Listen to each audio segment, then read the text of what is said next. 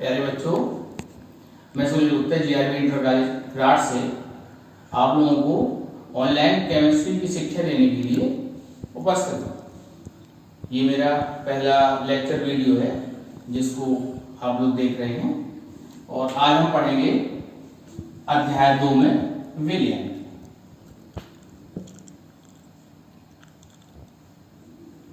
विलयन सॉल्यूशन।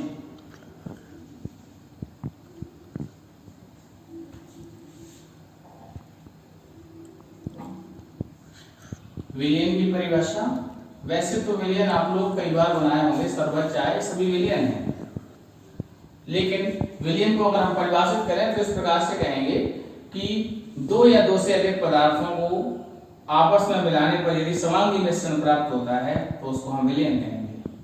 अर्थात दो या दो से अधिक पदार्थों के समांगी मिश्रण को हम विलयन कहते हैं और उस विलयन में जो हम अधिकता में मिलाते हैं उसको विलायक कहेंगे और जो कम मात्रा में मिलाते हैं उसको विलेय कहेंगे। तो प्रायः विलायक एक ही होगा, जबकि विलेय के रूप में एक से अधिक घटकों को भी हम प्रयोग में ला सकते हैं। तो हम देखेंगे कि विलेय और विलायक इन दोनों को मिलाने पर विलयन हमको प्राप्त हो जाता है।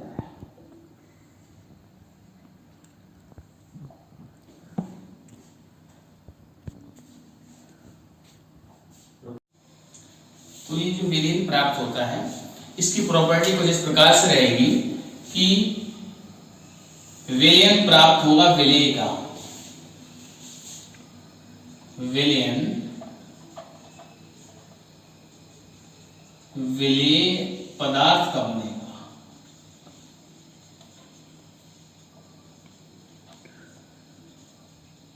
और भौतिक अवस्था विलायक की प्राप्त करता है।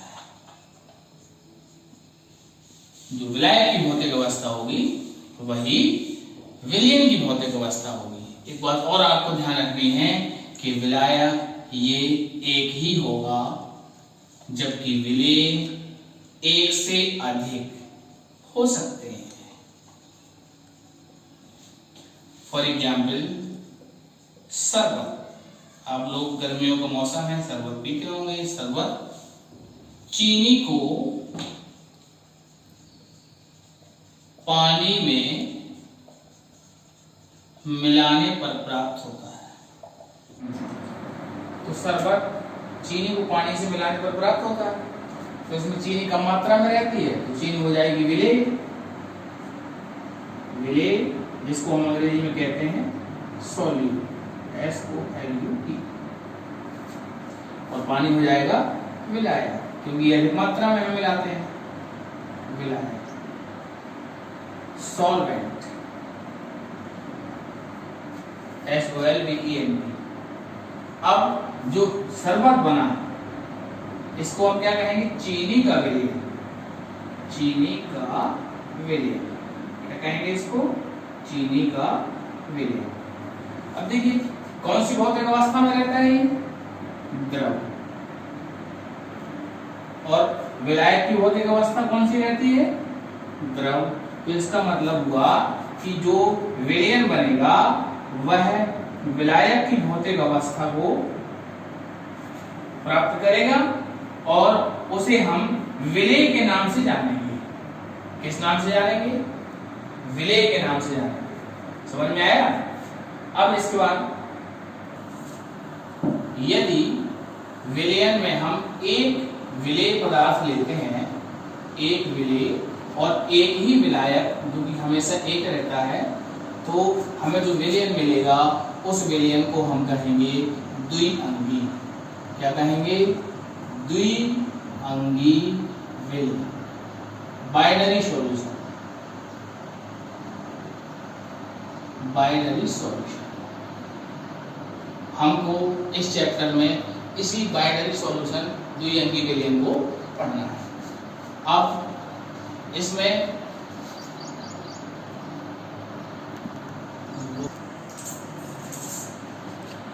प्रकार प्राप्त द्विअंगी विलयन या विलयन। अब इसमें आता है विलयन की सांद्रता। विलयन की सांद्रता, concentration of solution. Concentration of solution, ये विलयन में विलेय पदार्थ की मात्रा और उसके आयतन, मोलों की संख्या आदि को व्यक्त करती है। तो विलयन की सांद्रता को हम ऐसे याद रखेंगे, ये जस्ट लाइक शरबत की मिठास। शरबत की मिठास, शरबत यदि ज्यादा मीठा है तो उसकी सांद्रता अधिक होगी विलयन की, और यदि कम मीठा है तो सांद्रता कम होगी।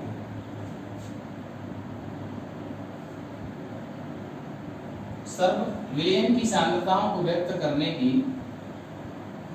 विधियों को हम दो प्रकार से व्यक्त करते हैं। एक तो ताप पर निर्भर करने वाली, ताप पर निर्भर करने वाली सांद्रताएं,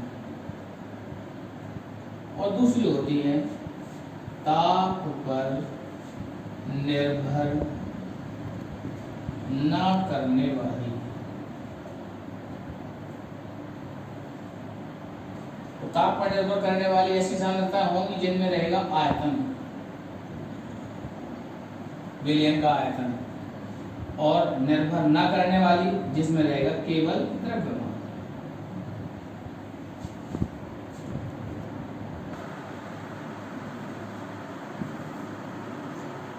ताप पर निर्भर करने वाली ऐसी सांद्रताएं हो सकती हैं, देखिए परसेंटेज W/P, जिसमें ऊपर विलय की ग्राम मात्रा रहेगी और नीचे विलयन का आयतन रहेगा। परसेंटेज V/P, जिसमें ऊपर विलय का आयतन रहेगा और नीचे विलयन का आयतन।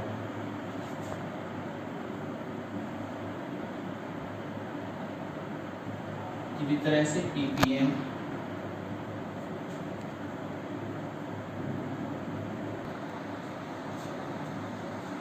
ppm में भी W/V आएगा और इसके साथ V/V आएगा।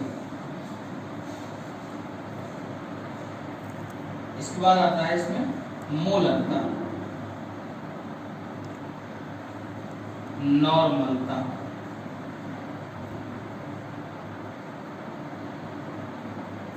फॉर्मलता,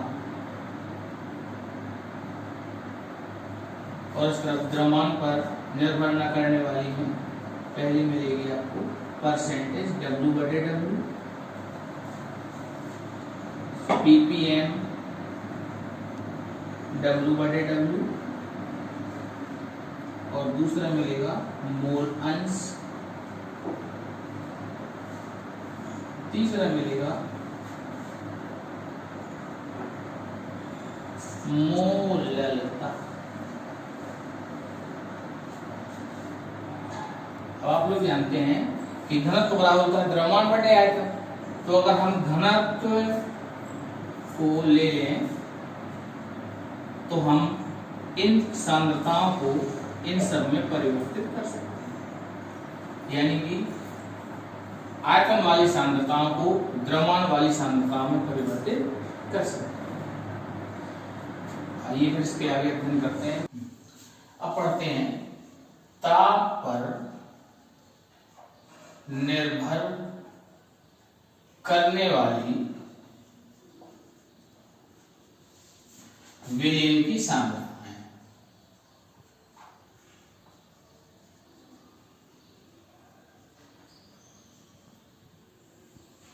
तो देखिए इसमें पहली आती है परसेंटेज W/V।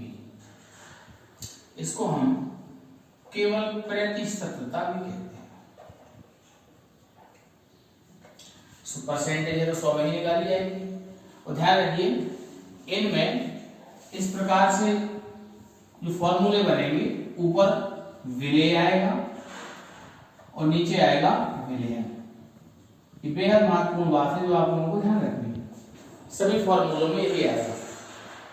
तो अगर परसेंटेज W/V के लिए हम फॉर्मूला बनाना चाहें तो इसका बनेगा परसेंटेज W/V बराबर विलेय की ग्राम में मात्रा बटे विलयन का ml में आयतन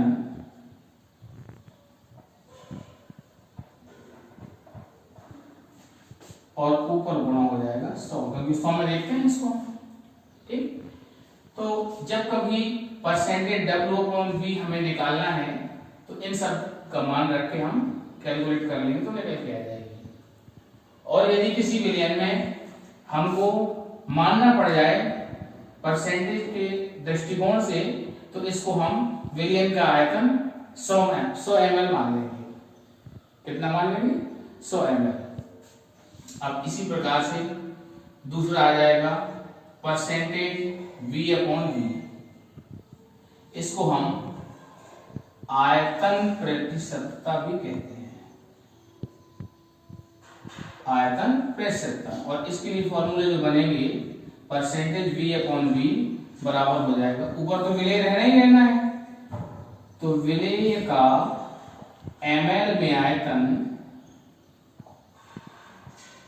बटे नीचे विलयन आएगा, विलयन का ml में आयतन और गुणा 100।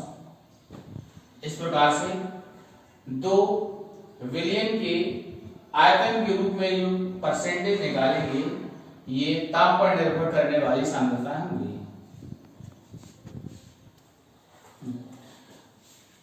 परसेंटेज की तरह ही हम ppm सांद्रताएं भी इनकी निकाल सकते हैं, और ppm ये पार्ट पर मिलियन कहलाता है, तो इससे हम तीसरे और चौथे को भी पढ़ सकते हैं।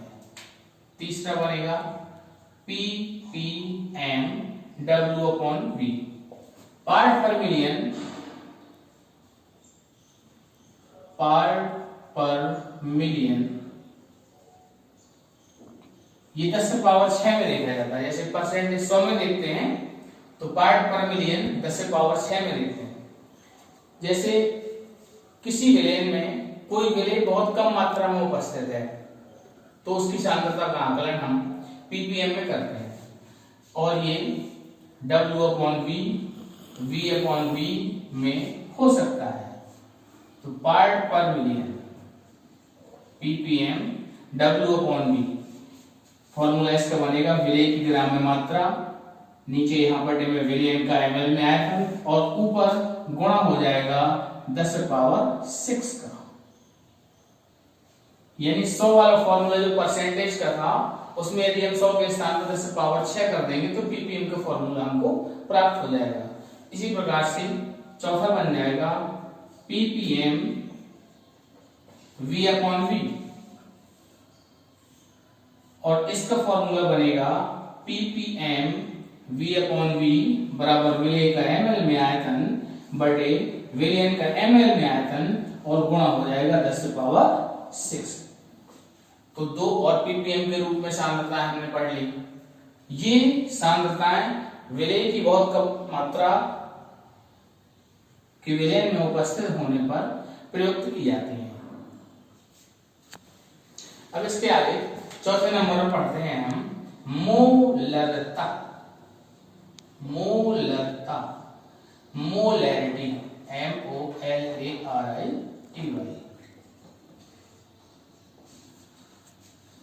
1 लीटर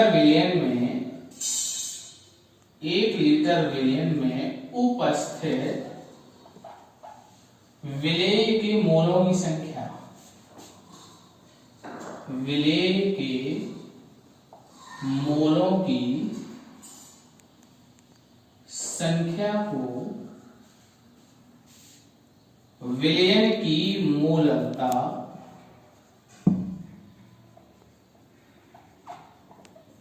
कैपिटल M कहते हैं।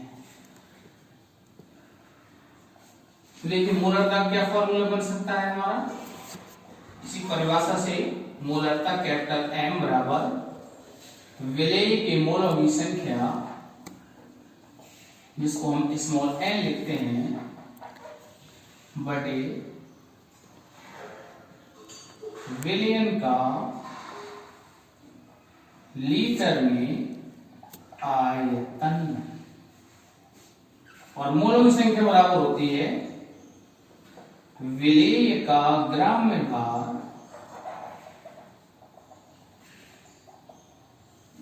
बटे विलेय का अणुभार।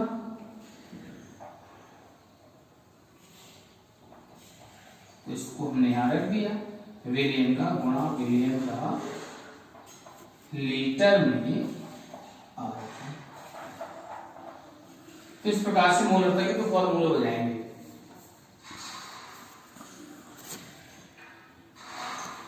यहां हम एक विशेष फॉर्मूले को पढ़ते हैं, मोलरता बराबर ग्राम और लीटर, इनको यदि एक साथ कर दें तो कहेंगे ग्राम प्रति लीटर सांद्रता बटे विलेय का अणुभार, विलेय का अणुभार। और ये जो ग्राम प्रति लीटर सांद्रता है, इसको हम विलयन की शक्ति यानी कि स्ट्रेंथ, STRENGTH, स्ट्रेंथ भी कहते हैं। इसके बाद पांचवा, इसी में मोलरता में थोड़ा सा परिवर्तन करेंगे तो हमको मिल जाएगा पांचवा फॉर्मलता,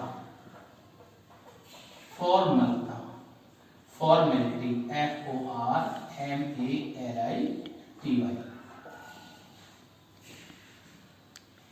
इसमें फॉर्मलता में और मोलरता में थोड़ा सा अंतर है। 1 लीटर में उपस्थित विलेय के मोलों की संख्या, तो यहां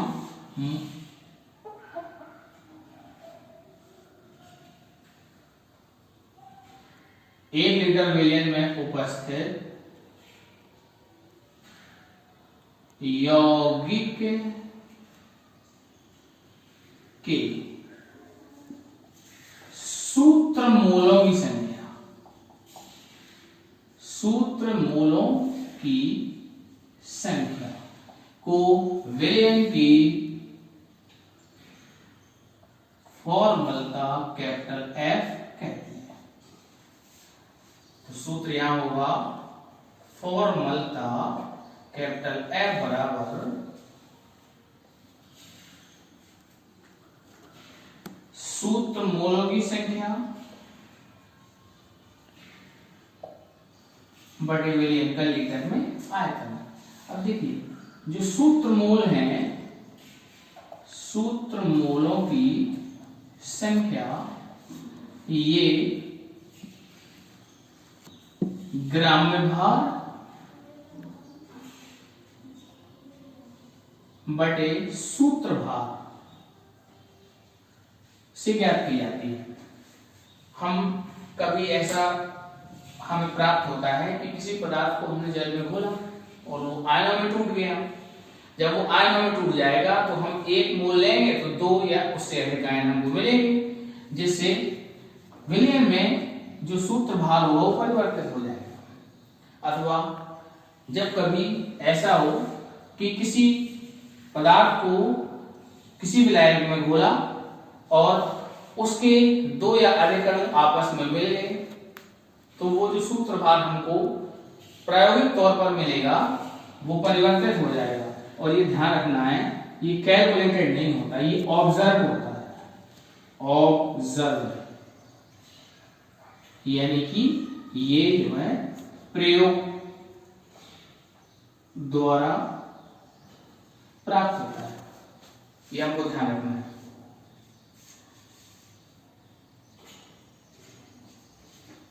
तो यहां आएगा यौगिक का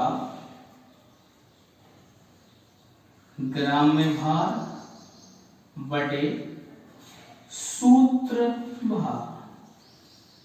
और ये ध्यान रखिए ये प्रायोगिक होता है, कोई सूत्र लिखा हुआ है तो उससे हम कैलकुलेट नहीं करेंगे, बल्कि देखेंगे कि घोलने के बाद उन कणों का क्या हुआ, इसके बाद फिर हम उस प्रायोगिक सूत्र भार को कैलकुलेट करेंगे। सवालों में आपको क्लियर हो जाएगा कि कैसे इसमें परिवर्तन होता है। उदाहरण के तौर पर मैं आपको बता देता हूं कि जब हम किसी भी कार्बोक्सिलिक अम्ल को RCOOH बेंजीन में घोलते हैं, किसमें घोलते हैं, बेंजीन में, तो इसके दो अणु आपस में जुड़ जाते हैं। अब वो कैसे जुड़ते हैं ये भी आपको समझ में आ जाएगा। एक अणु ये हो गया और दूसरा अणु ये हो गया।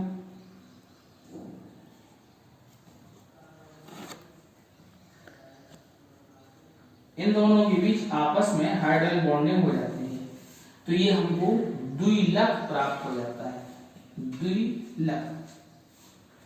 तो इस स्थिति में क्या हुआ, ये जो बाद में द्विलक प्राप्त हुआ, तो द्विलक का अणुभार बराबर होगा 2 गुणा RCOOH का अणुभार। ये प्रायोगिक मान कहलाता है, प्रायोगिक सूत्र भार। इसको हम क्या कहेंगे, प्रायोगिक सूत्र भार।